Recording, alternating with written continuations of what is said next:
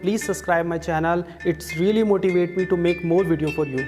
Welcome student. तो आज की वीडियो में हम ड्रॉ करेंगे प्रोजेक्शन ऑफ लाइन की प्रॉब्लम को, जिसमें एक लाइन ए बी हमें दी हुई है जिसकी 80 mm की लेंथ है और उसका एक end 20 mm above H P है and 30 mm in front of V P है। जो लाइन है वो हमारी वीपी के साथ 45 डिग्री का एंगल बना रही है और हमें उस लाइन का फ्रंट व्यू और टॉप व्यू ड्रॉ करना है। क्वेश्चन आपकी स्क्रीन पर शो हो रहा है, तो चलिए इस क्वेश्चन को हम ड्रॉ कर लेते हैं। क्वेश्चन को ड्रॉ करने से पहले हमें कुछ ऑटोकैड की इनिशियल सेटिंग्स करनी होती है। वो इनिशियल सेटिंग्स मैं ऑलरेडी कर चुका हूं। अगर आप वो इनिशियल सेटिंग्स करना चाहते हैं तो डिस्क्रिप्शन में उसका लिंक मैंने दिया हुआ है, आप वहां से जाकर उन इनिशियल सेटिंग्स को कर सकते हैं और ऑटोकैड की इनिशियल सेटिंग्स कैसे करते हैं वो सीख सकते हैं। तो चलिए स्टार्ट कर लेते हैं। क्वेश्चन को स्टार्ट करते ही हमें एक XY लाइन ड्रॉ करनी होती है, रेफरेंस लाइन, जैसे कि आपने प्रोजेक्शन ऑफ पॉइंट में भी देखा और पिछली लाइन की प्रॉब्लम्स में भी देखा। तो हमने वो ऑलरेडी पहले से ही ड्रॉ की हुई है। आप चाहे तो इस ब्रैकेट को बना सकते हैं, ये सिर्फ रेफरेंस के लिए होता है। जब आप प्रिंट निकालेंगे तो वहां पर आपका नेम, रोल नंबर और कॉलेज वगैरह का नेम शो हो जाएगा। तो चलिए स्टार्ट कर लेते हैं। स्टार्ट करने के बाद आप प्रोजेक्शन लाइन पर क्लिक कीजिएगा, यहाँ पर प्रोजेक्शन पर, देन लाइन पर क्लिक कीजिएगा। तो यहाँ पर हम क्लिक करेंगे ऊपर की डायरेक्शन में, तो ये हमें दिया हुआ है 20 क्वेश्चन में। उसका जो एक पॉइंट है वो हमारा 20 mm अबाउ एच पी है, तो यहाँ पर मैंने लिख दिया है। चलिए यहाँ पर मैं नेमिंग भी साइड बाय साइड कर लेता हूँ। तो यहाँ पर मैं लिखूँगा ए डैश, तो यहाँ पर हमारा ए डैश होगा। अगेन नीचे की डायरेक्शन में वापस से मैं लाइन पर क्लिक करूँगा और नीचे की डायरेक्शन में जो हमें ड्रॉ करना है दैट इज़ 30, क्योंकि जो इन फ्रंट ऑफ वीपी की डिस्टेंस दी हुई है वो 30 है। फर्दर लाइन हमें ड्रॉ नहीं करनी, तो मैं एस्केप प्रेस करूँगा ताकि लाइन कमांड कैंसिल हो जाए। अगेन मैं वापस से टेक्स्ट में जाऊँगा और यहाँ पर इसकी नेमिंग कर लूँगा, दैट इज़ ए। तो यहाँ पर होगा हमारा ए पॉइंट और क्वेश्चन में बोला हुआ है line makes 45 degree to VP. अब जब वीपी से एंगल दिया होता है तो हमें पता है कि हमें नीचे की तरफ ड्रॉ करना होता है, यानी यहाँ की साइड, इस साइड ड्रॉ करना होता है। अगर एचपी से एंगल दिया होता है तो वो ऊपर की साइड ड्रॉ करना होता है, जैसे कि हमने लास्ट प्रॉब्लम में भी सॉल्व किया था, जो कि ये वाली है। लास्ट प्रॉब्लम में हमने यही क्वेश्चन को सॉल्व किया था, बट सिर्फ इतना सा चेंज था कि एंगल हमें 30 डिग्री एचपी के साथ दिया हुआ था, बट अब हमें वीपी के साथ दिया हुआ है तो हमें यहाँ नीचे की डायरेक्शन में ड्रॉ करना होगा। तो चलिए हम इसको ड्रॉ कर लेते हैं। अगेन हमको ऑब्जेक्ट लाइन पर क्लिक करना होगा। इस पर क्लिक करने के बाद आप लाइन पर क्लिक करेंगे एंड देन इस एंड पॉइंट पर क्लिक करेंगे। अब आपको इस डायरेक्शन में एंगल ड्रॉ करना है, यानी इस नीचे की डायरेक्शन में। इस साइड जब आप एंगल ड्रॉ करेंगे तो आप देख पा रहे होंगे कि सिर्फ लाइन हॉरिजेंटल जा रही है, लेकिन अगर मैं कर्सर को थोड़ा और नीचे करता हूं तो वो वर्टिकल जा रही है। बट हमें एक डायगनली इसको ड्रॉ करना है लाइन को, तो हम F8 प्रेस करेंगे तो वो लाइन हमारी डायगनली जा पाएगी। इसके बाद आपके पास दोनों ऑप्शन चाहिए होंगे, आपको लेंथ भी देनी होगी उस लाइन की और आपको उसका एंगल भी देना होगा। तो उसके लिए आप शिफ्ट के साथ @ प्रेस करेंगे तो आपके पास दोनों ऑप्शन आ जाएंगे, यानी आप लेंथ भी फीड कर सकते हैं और एंगल भी फीड कर सकते हैं। तो लेंथ हमारी 80 mm की दी हुई है। 80 mm टाइप करने के बाद मैं टैब का बटन प्रेस करूँगा तो वो नेक्स्ट वाले ब्रैकेट में आ जाएगा, जो कि एंगल का है। यहाँ पर मैं लिखूंगा 45। अब ध्यान दीजिएगा कि अगर मैं 45 लिखकर एंटर करता हूँ तो लाइन मेरी ऊपर की डायरेक्शन में ड्रॉ हो जाती है। ये इसलिए हो रहा है क्योंकि जो एंगल ऑटोकैड लेता है वो एंटी क्लॉकवाइज डायरेक्शन में लेता है, यानी जब हम एंगल नॉर्मली हम भी अगर हम किसी स्केच बनाने के बाद कोई एंगल ड्रॉ करते हैं तो एंटी क्लॉकवाइज डायरेक्शन में ही उस एंगल को मेज़र करते हैं।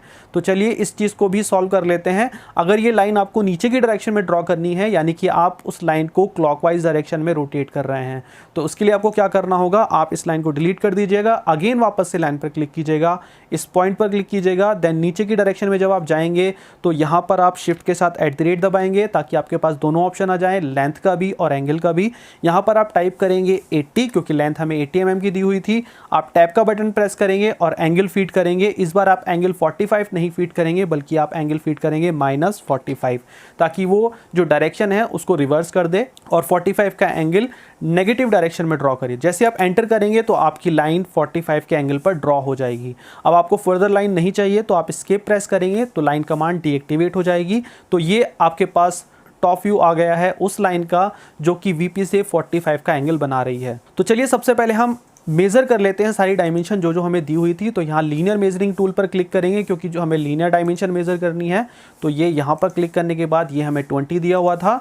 अगेन आप वापस से इस पर क्लिक करेंगे मेजरिंग टूल पर, यहाँ पर क्लिक करेंगे, देन यहाँ पर क्लिक करेंगे। तो ये डायमेंशन हमें 30 दी हुई थी, तो आप यहाँ पर क्लिक कर दीजिएगा 30। तो ये हमें 30 दी हुई है। यहाँ पर हमारा ए पॉइंट ए डैश आ गया है और यहाँ पर ए आ गया है। इसी तरीके से ये वाला जो उस लाइन का एंड होगा दैट इज़ बी। तो हम यहाँ पर टेक्स्ट पर जाएंगे। पहले आप प्रोजेक्शन लाइन सेलेक्ट कर लीजिएगा, देन आप टेक्स्ट पर जाएंगे। यहाँ पर आप B लिख देंगे तो ये हमें B पॉइंट मिल गया है उस लाइन का, जो कि हमारी HP के साथ, जो कि हमारी VP के साथ 45 का एंगल बना रही है। तो उसको शो करने के लिए मैं एक एक्स्ट्रा लाइन ड्रॉ कर लेता हूँ यहाँ पर, एंगल को शो करने के लिए यहाँ पर मैं एक एक्स्ट्रा लाइन ड्रॉ कर लेता हूँ। वैसे इसकी ज़रूरत नहीं है, बट अगर आप चाहें तो आप ड्रॉ कर सकते हैं। यहाँ पर क्लिक करने के बाद और यहाँ पर क्लिक करने के बाद आप एंगल दिखा सकते हैं 45 का, जो कि क्वेश्चन में दिया हुआ था कि अब जो आपकी लाइन है वो 45 का एंगल बना रही है VP के साथ। अगर मैं यहाँ पर और यहाँ पर क्लिक करूँगा एंगल सेलेक्ट करने के बाद, तो भी वो 45 ही दिखाएगा, क्योंकि ये वाली लाइन और ये वाली लाइन पैरेलल है। तो अब आपको पता होगा कि इसके जस्ट ऊपर आपको क्या मिलेगा, फ्रंट व्यू मिलेगा, और फ्रंट व्यू हमें एक स्ट्रेट लाइन मिलेगी, क्योंकि लाइन हमारी VP के साथ एंगल बना रही है बट वो हॉरिजॉन्टल प्लेन के साथ पैरेलल है। तो हमें जो यहाँ पर फ्रंट व्यू मिलेगा तो वो हमें एक स्ट्रेट लाइन मिलेगी। बट जबकि इस वाले क्वेश्चन में जो हमने पहले सॉल्व किया था उसमें उल्टा था, उसमें फ्रंट व्यू में हमारी लाइन इंक्लाइन थी क्योंकि वो HP के साथ एंगल बना रही थी, बट VP के साथ कोई भी एंगल नहीं बना रही थी, जिसकी वजह से हमें एक स्ट्रेट लाइन टॉप व्यू में मिली थी।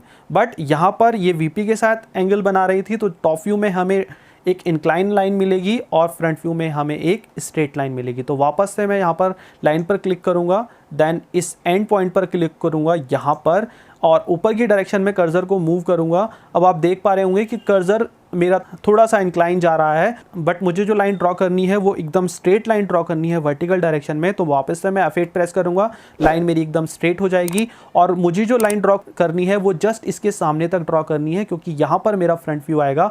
तो मैं जस्ट यहाँ पर एक रेफरेंस लाइन ले लूँगा। ये जैसे ही आप कर्सर यहाँ तक लेकर आते हैं तो यहाँ पर आपके पास ऑटोमेटिकली एक ट्रेस ऑप्शन आ जाता है, जो कि आपको हेल्प करता है कि लाइन इसके सामने तक आ गई है। तो आप यहाँ क्लिक करेंगे और छोड़ देंगे, देन आप एस्केप प्रेस करेंगे, वापस से आप ऑब्जेक्ट लेयर में जाएंगे, देन आप लाइन पर क्लिक करेंगे, देन यहाँ पर क्लिक करेंगे इस एंड पॉइंट पर, और यहाँ पर क्लिक करेंगे इसके पॉइंट पर। तो ये आपका फ्रंट व्यू आ गया है उस लाइन का। अगेन आप वापस से इसकी नेमिंग कर सकते हैं प्रोजेक्शन लाइन पर क्लिक करने के बाद। तो ये आएगा आपका B'। तो ये आपका B' ड्रॉ हो गया है। तो ये है उसका फ्रंट व्यू और ये है उस लाइन का टॉप व्यू, जब वो लाइन सिर्फ VP के साथ एंगल बना रही होगी। तो ये हमारी 80 mm की लाइन थी। तो चलिए इसकी डायमेंशन भी हम शो कर देते हैं कि 80 mm की लाइन हमें दी हुई थी। तो इस लाइन को मेज़र करने के लिए हमें अलाइन पर क्लिक करना पड़ता है। अलाइन पर इसलिए क्लिक करना पड़ता है क्योंकि ये जो लाइन है वो किसी पर्टिकुलर एंगल पर ड्रॉ हो रही है। तो यहाँ पर क्लिक करेंगे, देन यहाँ पर क्लिक करेंगे और ये डायमेंशन आपके सामने आ जाएगी, दैट इज़ 80 mm। तो ये है कंप्लीट आंसर। ये ब्रैकेट हम सिर्फ इसलिए ड्रॉ करते हैं ताकि जब हम प्रिंट आउट निकालें तो हम सिर्फ इस ब्रैकेट को सिलेक्ट करें और इसके अंदर की प्रॉब्लम भी सिलेक्ट हो जाएगी, और जब हम प्रिंट आउट निकालेंगे तो हमारा कॉलेज का नाम, रोल नंबर, ये सब पहले से ही लिखा हुआ वहाँ पर शो हो जाएगा। चलिए मैं दिखा देता हूँ कि इसका प्रिंट किस तरीके से निकालते हैं। आपको कंट्रोल P पर क्लिक करना होगा। कंट्रोल P पर क्लिक करने के बाद आप डिस्प्ले के ऑप्शन को चेंज करेंगे विंडो में क्लिक करने के बाद आप इस ब्रैकेट को सिलेक्ट कर लेंगे, जो कि ये पूरा ब्रैकेट के अंदर आपने आंसर ड्रॉ किया है। उसके बाद आप यहाँ से इसको आप यहाँ पर सिलेक्ट करेंगे ड्राइंग टू PDF सेलेक्ट करने के बाद आप ओके प्रेस करेंगे तो वो आपसे लोकेशन मांगेगा कि आप कहाँ सेव करना चाहते हैं। आप अपने अकॉर्डिंग उसको कहीं भी सेव कर सकते हैं। देन आप चाहें तो उसका प्रीव्यू भी देख सकते हैं। प्रिंट होने के बाद आपके सामने कुछ इस तरीके का व्यू आएगा। तो यहाँ पर आपका रोल नंबर, आपका यहाँ पर name, college name, roll number वगैरह सब लिखा हुआ होगा, और ये आपकी प्रॉब्लम होगी जिसमें आपकी सिर्फ डार्क जो आएगा, इसमें जो आपका डार्क लाइन आएगी वो सिर्फ ये ऑब्जेक्ट लाइन आएगी जो आपने ड्रॉ की है, यानी ये फ्रंट व्यू है और ये टॉप व्यू है। तो ये था कंप्लीट आंसर। पिछले वाली प्रॉब्लम में हमने सॉल्व किया था जब वो लाइन HP के साथ एंगल बना रही थी, और इस वाले क्वेश्चन में हमने सॉल्व किया जब वो लाइन सिर्फ VP के साथ एंगल बना रही थी। आई होप कि आपको वीडियो पसंद आया होगा। इसी तरीके की वीडियोस और मैकेनिकल से रिलेटेड वीडियोस को फ्यूचर में देखने के लिए please subscribe the channel. Thank you for watching. Please subscribe the channel for more related videos.